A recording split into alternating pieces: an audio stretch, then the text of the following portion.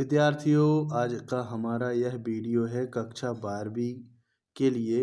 इसमें हम चर्चा करेंगे हाइगन के तरंग सिद्धांत के द्वारा प्रकाश के अपवर्तन और परावर्तन के बारे में। आप अपनी टेक्स्ट बुक पे अगर नज़र दोहराएं, टेक्स्ट बुक को देखेंगे तो ये आपकी पुस्तक में हाइगन के सिद्धांत का उपयोग करते हुए समतल तरंगों का अपवर्तन और परावर्तन दिया हुआ है।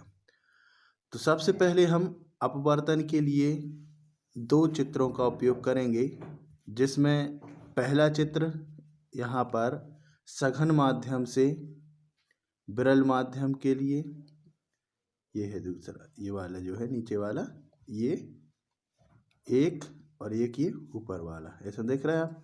ये है सघन माध्यम से विरल माध्यम और ये दूसरा, ये है विरल माध्यम से सघन माध्यम के लिए। तो इसमें आप देखें कि एक तरंगाग्र है। ये तरंगाग्र एक माध्यम से दूसरे माध्यम में जा रहा है। यहाँ पर ये पी डैश लाइन है जो दोनों माध्यम को अलग कर रही है। तो इसके लिए हम मानते हैं कि एक तरंगाग्र एक माध्यम जिसका अपवर्तनांक n1 है से v1 वेग से चलते हुए दूसरे माध्यम में जा रही है, जबकि दूसरे माध्यम का अपवर्तनांक n2 और दूसरे माध्यम में तरंगाग्र की वेग को v2 के द्वारा प्रदर्शित करते हैं। तो अब आप यहाँ देखें कि ये जो तरंगाग्र है, ये ए बी तरंगाग्र आगे की ओर बढ़ रहा है। तो इसमें ये अभिलंब के साथ आई कोण बनाते हुए ये आपतित हो रहा है और जब दूसरे माध्यम में प्रवेश करता है तो आर अपवर्तित कोण बनाता है। तो इसमें अब हम देखें, ये जो तरंगाग्र है ये एक सिरा सी बिंदु पर दूसरे माध्यम पर पहुंच रहा है और एक सिरा ए बिंदु पर यहाँ पर पहुंच रहा है। अब यहाँ पर आप एक आकृति देख पा रहे हैं, ए बी सी और ई। इस आकृति में दो त्रिभुज हमें दिखाई दे रहे हैं, एक ये नीचे की तरफ और एक ये ऊपर की तरफ त्रिभुज है। यहाँ पर आप देखें तो हमें त्रिभुज ए बी सी और त्रिभुज ए ई सी मिलता है। हमें यहाँ विशेष ध्यान रखना है कोण के सामने जो त्रिभुज की भुजा होती है वह कहलाती है लंब, और बाकी एक आधार जो 90 डिग्री जिन दो भुजाओं के बीच में बन रहा है उनमें से एक तो आपकी हो गई लंब और दूसरी भुजा होगी आधार, बाकी बची तीसरी भुजा कर्ण कहलाएगी। उसी प्रकार इस वाले त्रिभुज AEC में भी अगर आप देखें तो कोण यहाँ पर ये आर कोण है, इस कोण को लेकर हम आगे बढ़ेंगे। तो कोण के सामने ये लंब हो गया और आधार ये हो गया, ठीक है, और ये तीसरा कर्ण हो गया। यहाँ पर हमें एक सूत्र का उपयोग करना है, वेग बराबर दूरी बटे समय। इस सूत्र का हम आगे उपयोग करेंगे। तो हम सीधे यहाँ पर इसका विवरण लिखेंगे कि माना कि एक तरंगाग्र एक माध्यम जिसका अपवर्तनांक n1 है से v वेग से आता है और दूसरे माध्यम में अपवर्तित होता है v2 वेग से, जबकि दूसरे माध्यम का अपवर्तनांक n2 है। तब हम वेग बराबर दूरी बटे समय के सूत्र का उपयोग करेंगे और इसमें हमें ए ई बराबर V2T और AC तो भुजाएं प्राप्त होगी और एक भुजा है BC। इस चित्र में अगर हम देखें तो यहाँ पर देखिए एक भुजा है BC और एक है AE। ये AE दूसरे माध्यम में प्रकाश द्वारा चली गई दूरी और ये है पहले माध्यम में प्रकाश द्वारा चली गई दूरी। तो यहाँ पर ये चली गई दूरी और यहाँ पर ये वाली चली गई दूरी, यहाँ पे देखिए आप AE बराबर V2T और BC बराबर V1T या टाउ के द्वारा प्रदर्शित की गई है। टाउ यहाँ पर समय को प्रदर्शित कर रहा है, जैसा कि हमने अभी सूत्र बताया था, वेग बराबर दूरी बटे समय से हमें दूरी मिली वेग गुणा समय। तो उस समीकरण का हम यहाँ पर उपयोग कर रहे हैं। तब हम यहाँ पर पहले माध्यम के लिए आपतन कोण की ज्या, आपतन कोण की ज्या यानी कि साइन आई, ज्या मतलब साइन और आपतन कोण है आई। तो हम जानते हैं कि साइन में लंब बटे कर्ण होता है। तो इस तरफ अगर हम इस चित्र में देखें तो लंब आपको पता है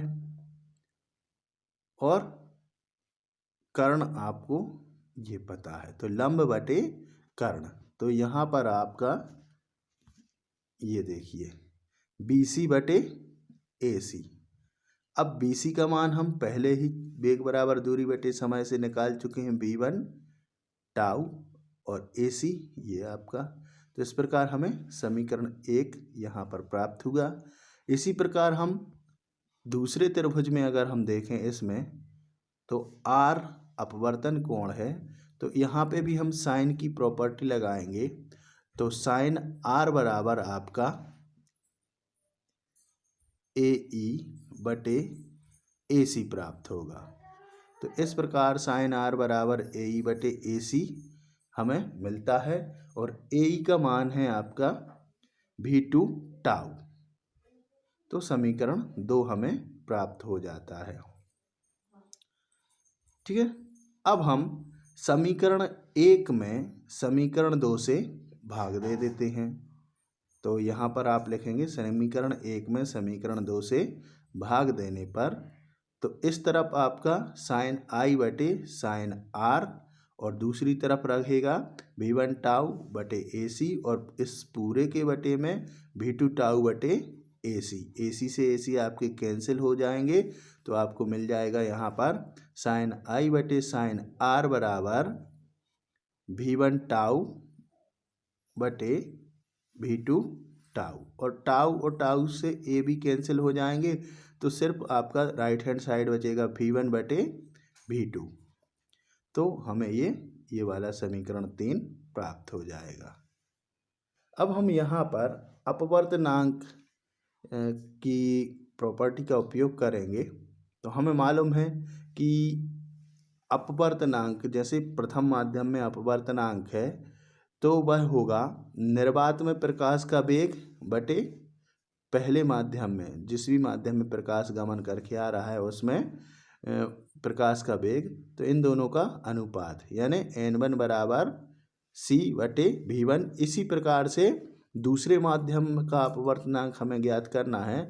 तो किसके सापेक्ष, यहाँ देख रहे हैं अपन कि निर्वात में प्रकाश का वेग और दूसरे माध्यम में प्रकाश का वेग।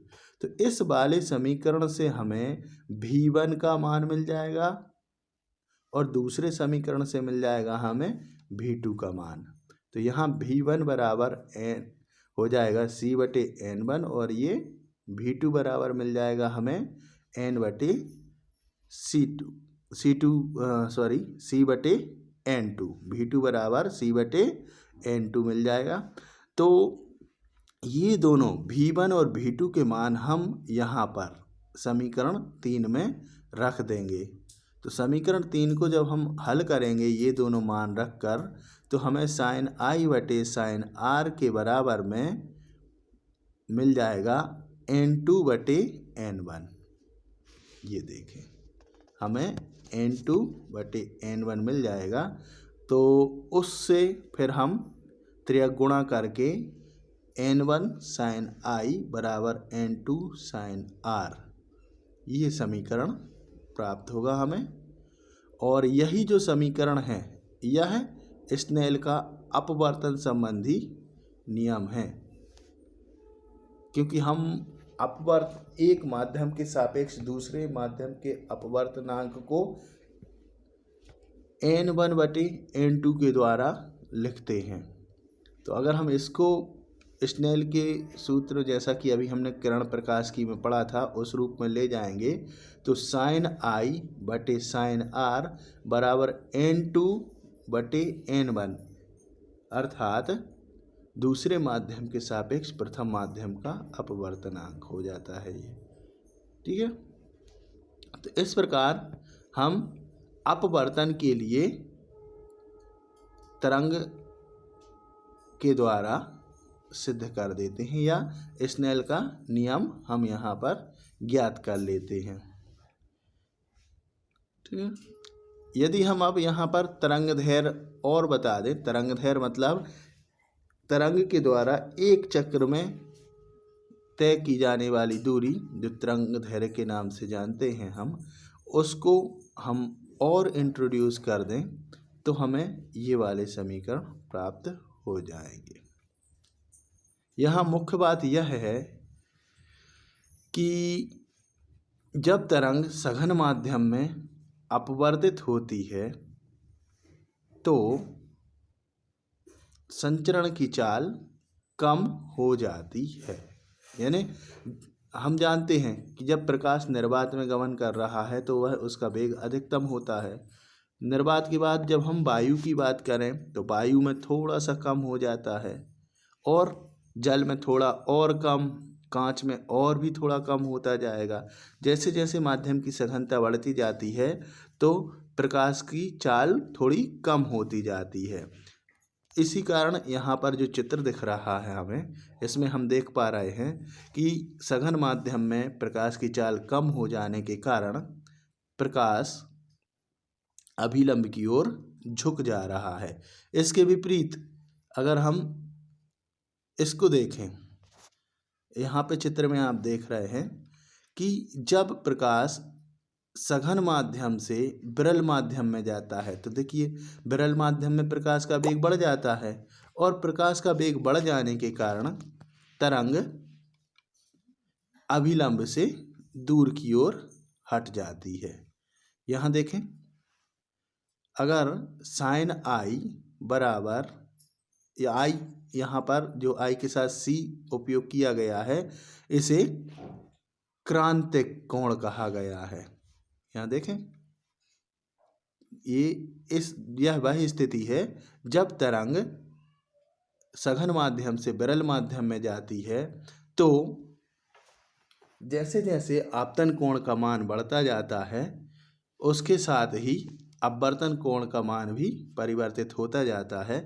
और एक विशेष मान आपतन कोण का कि जब तरंग दूसरे माध्यम में ना जाकर वापस उसी माध्यम में आ जाती है जिस माध्यम से जा रही थी, यानी प्रकाश का पूर्ण आंतरिक परावर्तन हो जाता है, तो उस आपतन कोण के मान को कहा जाता है क्रांतिक कोण।